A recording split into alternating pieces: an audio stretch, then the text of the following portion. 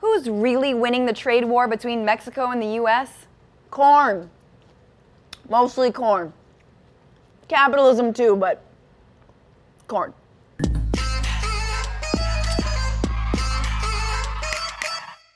One of President Trump's biggest claims, other than that Obama was born in Kenya, China invented climate change, and that he is the least racist person alive, is that Mexico is beating the American economy and has taken our jobs. And he's aimed squarely at a certain free trade deal. We're going to start some negotiations having to do with NAFTA. Anybody ever hear of NAFTA?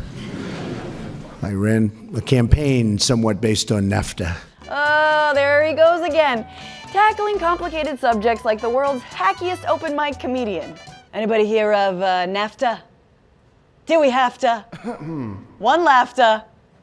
Yes, we've heard of it, although few of us actually understand it, mostly because we can all think of a good 10 other things right now we'd rather talk about than free trade agreements. And animal stunt doubles usually win out. But not today, Newsbroke. Today, we're getting into it. NAFTA is the North American Free Trade Agreement, and it obliterated most taxes, tariffs, and regulations on trade between Canada, Mexico, and the US. It basically started a trade love fest between the three countries that has made our three economies one giant one. It's the reason Americans can get strawberries in winter, affordable flat-screen TVs, and on game day, beer with flavor. And it's why Mexico has Walmart, KFC, and morbid obesidad. In 10 years, trade between the US and Mexico increased by 233%. In 2015, that trade totaled $480 billion. Half of all Mexico's imported goods come from the US, and 80% of its exports go to the US. Consider our dependency like that of Ben Affleck and Matt Damon. As long as one of us keeps making money, the other remains relevant. So dubbing a winner or loser of NAFTA isn't all that simple. Sure, he's the loudest and most incoherent on the topic, but Trump wasn't the first person to harp on the deal. Labor and environmental groups were against it, Ross Perot built his presidential campaign around his opposition to it, and one senator even introduced legislation that would have made Congress's salary equal to that of Mexican lawmakers. Mr. Speaker, if we're going to ask American automobile workers and dairy farmers and truck drivers to be competitive with our counterparts in Mexico, then, Mr. Speaker, the salaries of the U.S. Congress should be competitive with the Mexican Congress. You should have been president right now, you son of a bitch. Why, Debbie Vladimir Schultz? Why? It's true, the U.S. lost auto manufacturing jobs after NAFTA. By 2012, nearly 40% of those jobs were in Mexico. But jobs have also been lost to automation and cheaper labor in China, the one country we can all agree to hate. But in all his NAFTA bashing, you'll rarely hear Trump mention one thing: agriculture. After all, what does Trump know about farming? Why did I ask that? Why'd I ask that? Green Acres is the place to be. Farm living is the life for me. Land spreading out so far and wide.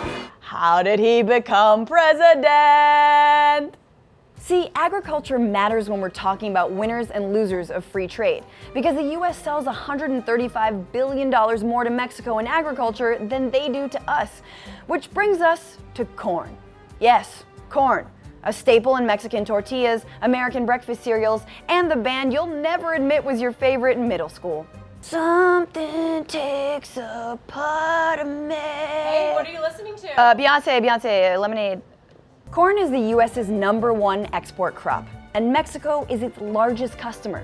After NAFTA, American corn exports to Mexico quadrupled. Now, think about that for a second. Mexico importing corn, the country from which the crop originates. That's like Canada importing poutine, or Australia importing red-faced drunks who want to be your best friend at 3 in the morning. There's already a surplus.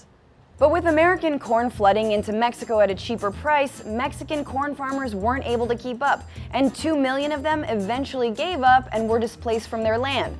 But wait a minute, I thought Mexican labor was way cheaper and that free market competition would mean that Mexico would at least be winning in the corn business.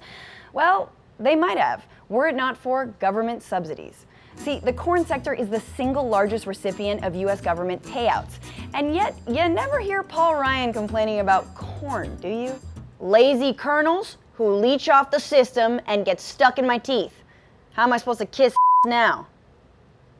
In fact, in 2003, it was reported that American corn subsidies were 10 times the size of Mexico's entire agricultural budget. So it's no wonder that long before the orange hate sickle ran on a campaign of ripping up NAFTA, Mexicans were also speaking out against it. Hablamos de la desventaja tan desleal entre países que tienen subsidios. Estamos demandando la modificación del Tratado de Libre Comercio y muchas otras cosas. I'm sorry, Senor Farm Worker. I don't speak bad, hombre. Could you say that in American? Drogas. That's what I thought. But there has to have been some good that came with all that corn, right? And who are the winners of this game anyway? Well, we'll tell you about that in part 2 next week. For now, enjoy this. Land spreading out so far and wide. Keep Manhattan, just give me that countryside. Thanks for watching Newsbroke. Please remember to subscribe. And also, we want to answer some of your burning questions about Newsbroke. Our team, about me, about the Horchata Armada, about animal stunt doubles. So ask us anything in the comment section below or tweet us at AJ Plus with the hashtag AskNewsbroke. See you next week.